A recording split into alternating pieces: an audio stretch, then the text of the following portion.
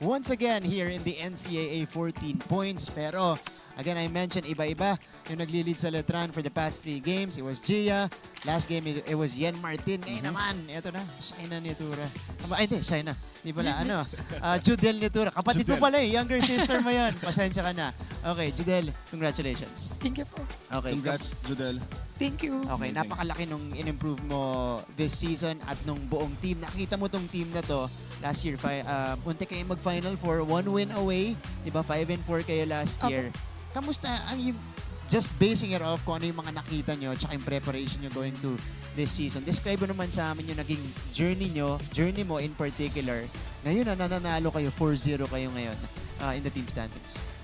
Yung pinasimula talaga kami ni Coach sa service, dun po talaga kami nag-focus and hindi niya kami pinabayaan sa mga parang basic namin. Syempre, kailangan yun. Fundamental sa sinasabi niya, which is yung sinasabi niya na laging kailangan to, hindi laging parang ganito, parang nasa parang ahid kami, dapat hindi ganun daw. Kailangan daw po namin laging parang bumaba, tapos mag-stick lang din sa sistema na kailangan namin at makinig lang sa mga utos na. Yun lang po. Okay, isisingit ko lang, Judel.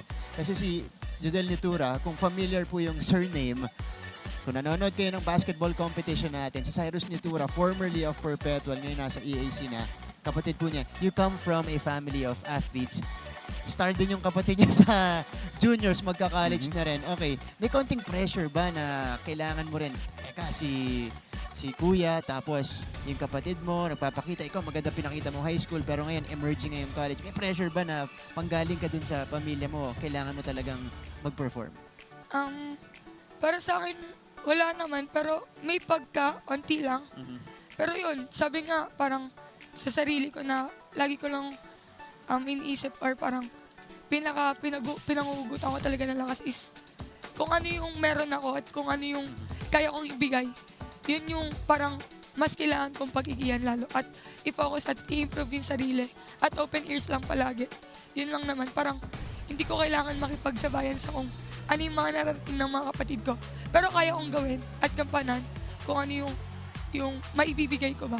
Yun po. Okay. Anjo? Judel, first question ko sa'yo, pero congratulations muna. Thank you po. Being the best player of the game. Pero ito yung tanong ko, anong pakiramdam na you're playing alongside 2 great rookies, namely Martin, and anong pakiramdam na naglalaro ka, na meron kang teammate na rookie pero grabe mag-produce ng puntos? Okay po, kasi yun nga, teamwork yung sinasabi sa amin ni Coach O, which is tama talaga siya. And marami na rin pong parang dumagdag na nga po sila, natulungan yung team namin na umangat talaga this season.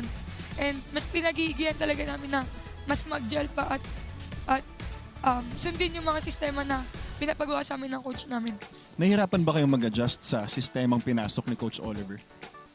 Yes, nung una. Kasi nanibago talaga halos lahat and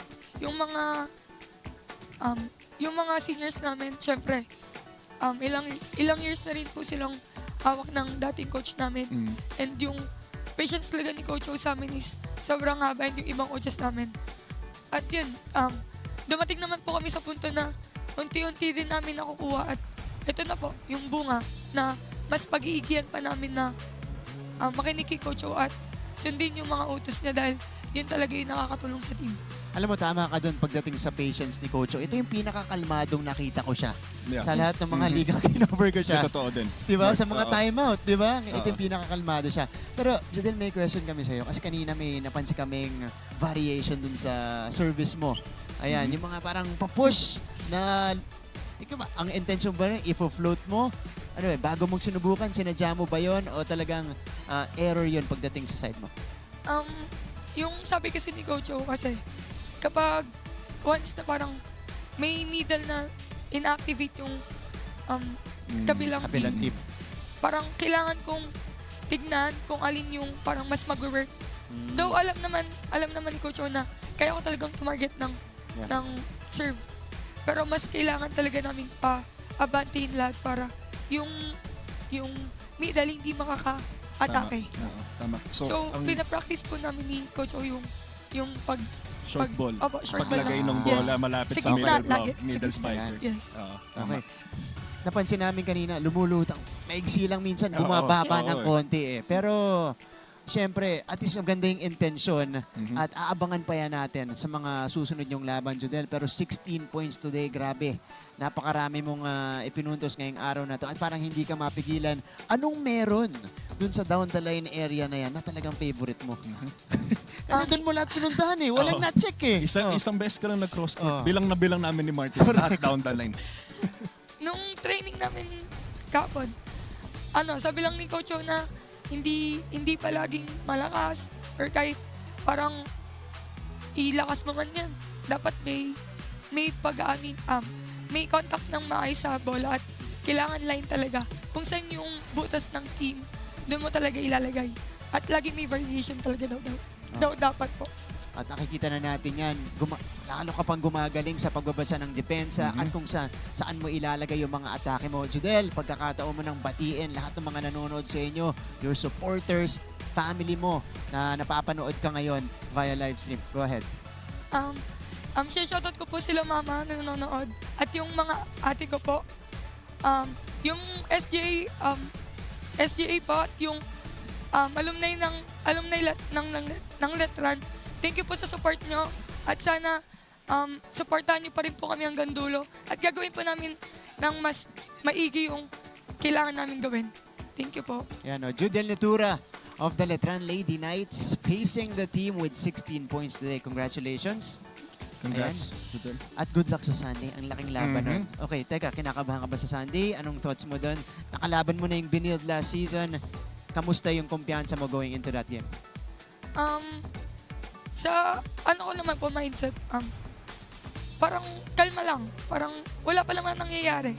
Doon sinasabi nga ni Coach O, wala pa nangyayari. Subukan nyo muna. Tapos tsaka tayo mag-adjust. And yung mga binibigay ni Coach O na Bible verses, sobrang apekto talaga sa amin. Kasi nagsisimula pa lang kami. Parang nag-goosebumps na kami dahil yung salita nga ni Coach O is Word of God. So, parang inaalay talaga namin lahat sa kanya. And kay Coach O, then syempre, na yung pressure na, kung ma-pressure man yung team, siya talaga yung nag-handle sa amin at sinasabi niyang, kalma muna, wala pa nangyayari. So, yun, parang, gawin lang namin yung dapat at walang spectacular things na kailangan gawin. Kung ano yung pinapagawa niya, sundin. Yun lang po. Tsaka Okay. ito, Judel, kasi baka hindi alam ng ibang nanonood sa atin na merong yung ginagawang meditation before after every set. Ano yun? Para saan yun? Explain mo sa viewers. Yun, yung meditation po namin is para makontrol namin yung emotions namin and yung kunyari, kapag tumataas po talaga yung adrenaline namin, hindi na namin nakokontrol yung sarili namin, kailangan namin take deep breath, tapos exhale. Tapos laging sinasabi rin ni Coach O kahit sa labas po na huminga muna, kahit parang saglit lang, para lang alam mo yung flow at yung ma-control mo yung emotions mo ng hindi sobra-sobra yung sobrang parang na-overwhelm. Yeah. Yes. Okay. Judel, congratulations at maraming salamat sa pagsali Thank you, sa amin dito. Judel. 16 points today from Judel Natura of the Letran Lady